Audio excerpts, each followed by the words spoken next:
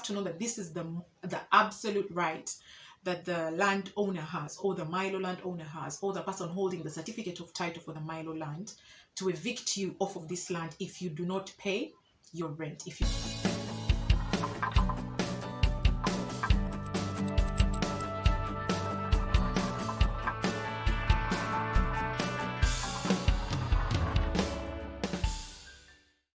Hi guys, Zuri and Agaja Karma here. Welcome back to my channel.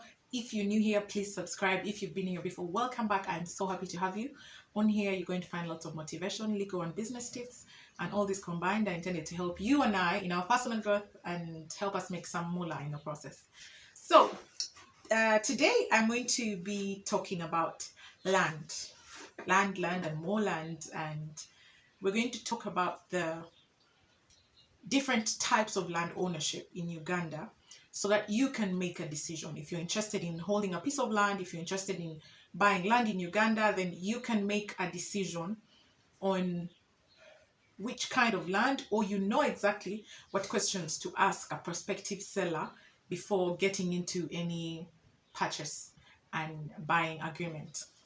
So the law provides for 4 different types of land, or 4 different tenures of land, and that is, it's either customary land, or Milo land, or freehold land, or leasehold land. From among these 4 is where one can hold land or own land in Uganda.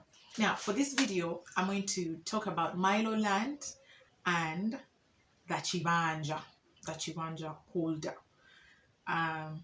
Some people confuse these two. Some people do not know what these mean. So I'm going to go into a little bit of detail into what Milo land is and what and who a kibanja holder is. Kibanja is a very common word, and many people tend to confuse or not understand what it really is. Milo land has its roots from the 1900 Buganda Agreement with the British colonial government, and there are some laws that were repealed, and one of them is the Busulu and the Mvujo laws. I think those were from 1928. Hope I'm not boring you too much, but just for you to know where this whole Milo land comes from. And the reason it was called Milo is because under the Buganda Agreement, when land was being subdivided and given to and given some of these names and titles, the land that was given to Buganda in particular, the land that was given to Buganda as a kingdom, some of it was divided into private Milo, and the other one was called the official Milo. So the official Milo is that which was given to the king, the Kabaka, and the Katikiro, and basically those the top guys in Buganda. And then the private Milo is that which was given to the chiefs and other people, I should say. So now, specifically, the king was given about 365 or 364 square miles, and in Buganda, that is what we call Kabaka's land. So for people who are on Kabaka's land and people who have tenancies on Kabaka's land, that's where it stems from. And then the rest of it is what is the private Milo. Now, the private Milo land, the reason it's called Milo is because this land was divided in miles. And I think the pronunciation, as Baganda, we tend to pronounce everything. So pronounce each and every syllable. So from mile came the word Milo, or at least from what we were told. Now, Milo land is land that is actually owned in perpetuity. These are just some of the rights that someone has. If you have Milo land, you can own this in perpetuity. You can have transactions on this land. You can sell it. You can bequeath it in a will. You can basically deal with it as you deem fit, as the Milo land owner, or as the person who holds a certificate of title on Milo land. Now, Milo land is mostly in areas of Buganda and a few areas, I think, of Ankole and Toro, just a few areas, but it's mostly and predominantly common in Buganda. But this is land that is subject to interests. It's subject to different interests depending on who was on this land at the time the agreement, this agreement that subdivided and gave the different parties the land, depending on who was on the land at that time. And these people are known as kibanja holders, or the law eventually defined them as tenants by occupancy. So tenants by occupancy is a bit wide, but the kibanja holders in particular are also viewed as tenants by occupancy. A kibanja holder is actually a customary tenant. These are people who were on the land, or who were already settled on land, on this land by the time all these subdivisions came into place, and people who were on the land by the time all these different laws, the Usulu and Envujo laws, came into place then.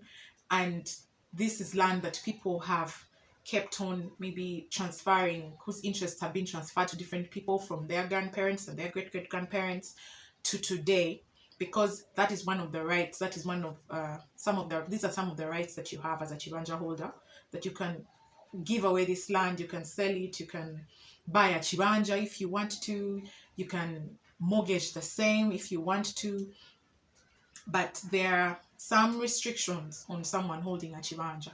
If you have a kibanja in Uganda, you cannot just sell this land. Whenever you want to sell the land, the law, the 1998 Land Act, and as it was amended in 2010, gives protection to someone as a kibanja holder, a lot of protection. And this protection came in to avoid the massive evictions, or to stop the massive evictions that were going on for people who had kibanja, and the landowners or the landlords would just come and evict because they hold a certificate of title.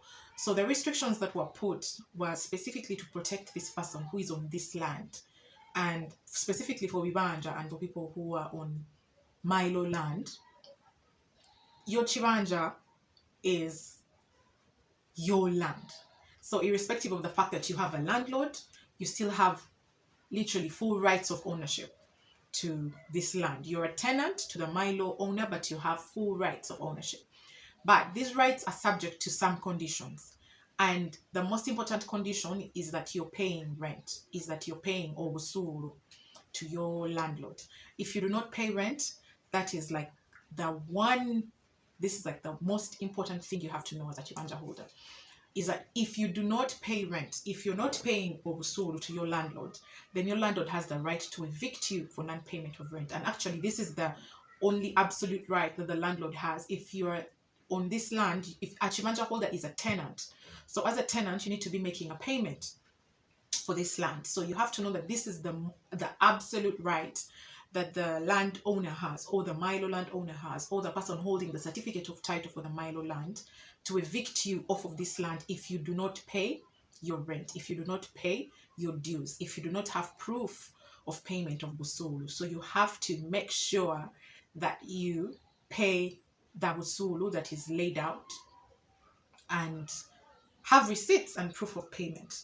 So you have to take note of that. And then another thing is that I mentioned earlier that you can sell this land, you can deal with it as you please, you can bequeath the same. But when it comes to selling, a kibanja holder should give first option to buy to the landlord. You need to give first option to buy to the landlord. So the landlord should give you like a fair price, really. It should be like fair market price for that particular kibanja. And if they're not willing to buy it, then they should give you consent. You need to get consent from your landlord to sell this to another person. Now, this consent should not be withheld unreasonably.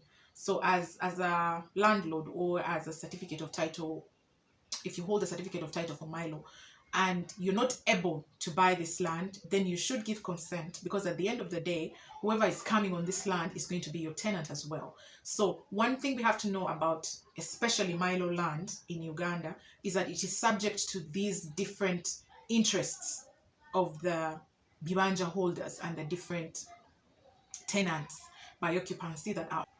Now, there's something I need to stress about a kibanja holder.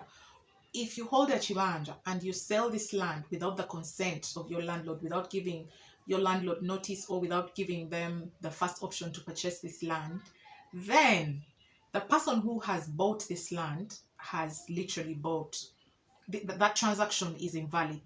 That transaction is void. And if you do this, then your landlord has the right to evict you. You remember how I mentioned earlier that once you have this, you have the right to hold the land, you have the right to sell it, you have the right to da da da da. This is subject to these conditions. You cannot sell without the consent, or your landlord is not in the know. That's why people who are always buying kibanja, we always encourage, we always tell you that get the landlord to witness this agreement. This is the most common form of consent, because by the time they witness this agreement, then they've given consent. So you have to give consent. If you do not give consent and you just sell without your landlord knowing, then you can be evicted. You can be evicted from this land, and the person who will have bought will also lose ownership. They will not get any ownership transferred to them. So these are some of the things we have to take note of. But just for you to know, as a kibanja holder, the law protects you as a landowner, irrespective of the fact that there is someone holding a certificate of title to this land. So I hope this clears up some of the doubts that people have, some of the questions that people often come up with. What rights do I have as a kibanja holder? So what's the point of me having a certificate of title if there is someone else on the land who is claiming ownership of the land almost equally as me, the landlord? So as the landlord, like I explained, you have to just receive the rent, because this is something that is stemming from way back before you were around. It's stemming from an agreement that's over 100 years old. Guys, I hope this is clear. I hope this is helpful. If you hear any noises in the background, I have some poultry. There you go. And they tend to choose to say something when I'm recording videos, so please ignore that. But if you have any questions, please be sure to put them in the comment section. I'll be happy to answer them. I'll be happy to clear up any of the doubts you may have, or any, and there we go again, or any questions you may have. And see you next time. Bye bye.